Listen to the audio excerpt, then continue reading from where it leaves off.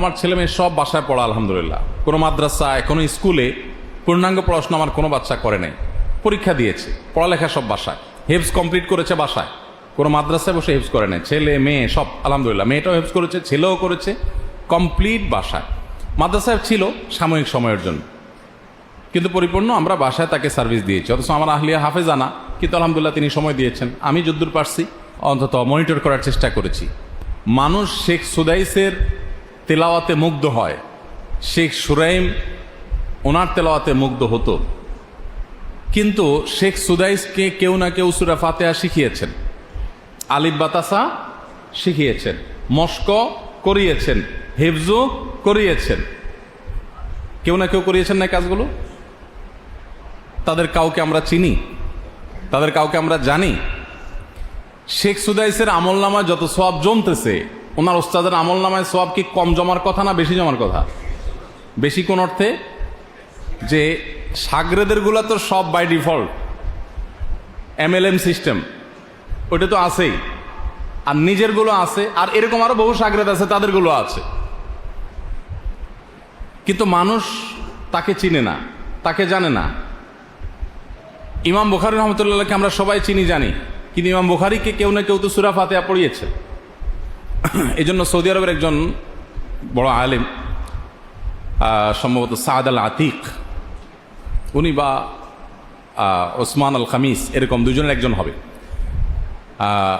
একটা কথা বলেছেন আমার কাছে খুব মনে ধরেছে কথাটা। সেটা হলো, উনি বলেছেন যে আপনারা আপনাদের সন্তানদের, নাতিপুতিদের ইবতেদাই তালিম, অর্থাৎ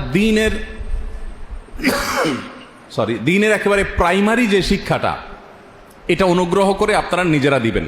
এটা কারোর উপরে ছাড়বেন না, কোনো হুজুর, কোনো ওস্তাদ দিয়ে করবেন না।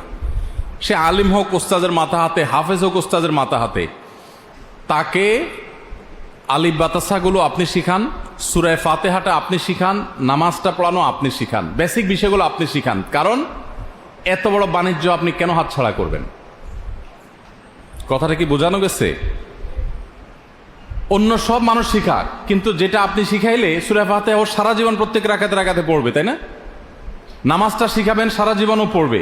আপনি শিখাইয়া মান সান্না সুন্নাতান হাসানাতান ফালাহু আজরুহা ওয়া আজরু মান আমিলা বিহা, আপনি যখন শুরু করে দিয়েছেন, চালু করে দিয়েছেন ওর জীবনে এটাকে, তাহলে কিয়ামত মরণ পর্যন্ত যত কাজ করবে এই ভালো কাজ, তার সবগুলোর সওয়াব আপনি পেতে থাকবে। তো এই জন্য নিজের সন্তানের একেবারে বেসিক বিষয়গুলো নিজে শেখানোর ব্যাপারে আগ্রহ থাকা উচিত। সবকিছু আজকাল তো এমন একটা অবস্থা হয়েছে যে শিক্ষাটা এখন বাণিজ্যের ব্যাপার হয়ে গেছে, কমার্শিয়াল ব্যাপার হয়ে গেছে। আমরা সবাই ছেলে মেয়েকে টিচারের কাছে, হুজুরের কাছে দিলে আমরা জান বাঁচি। বাপ্পা মনে করি আমি টাকা দিলাম, অনেক কিছু করে ফেলছি। নিজে সময় দেওয়ার যে ব্যাপারটা, সেটা নাই। আমি নিজে আমার সন্তানকে অনেক বেশি সময় দিতে পারি না, কিন্তু আমার ছেলে মেয়ে সব বাসায় পড়া আলহামদুলিল্লাহ। কোনো মাদ্রাসায় কোনো স্কুলে পূর্ণাঙ্গ পড়াশোনা আমার কোনো বাচ্চা করে নাই। পরীক্ষা দিয়েছে, পড়ালেখা সব বাসায়, হেফজ কমপ্লিট করেছে বাসায়, কোনো মাদ্রাসায় বসে হেফজ করে নাই। ছেলে মেয়ে সব আলহামদুলিল্লাহ, মেয়েটাও হেফজ করেছে, ছেলেও করেছে, কমপ্লিট বাসায়।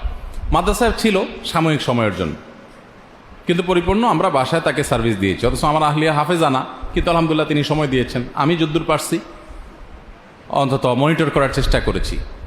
তো এই কথাগুলো বলার উদ্দেশ্য হলো মাঝখান থেকে, যে ওই যে শেখ সুদাইসের কথা, ইমাম বুখারী রাহমাতুল্লাহর কথা বললাম, যে ওনাদেরকে কেউ না কেউ শিখিয়েছে, কিন্তু তাদেরকে মানুষ চিনে না।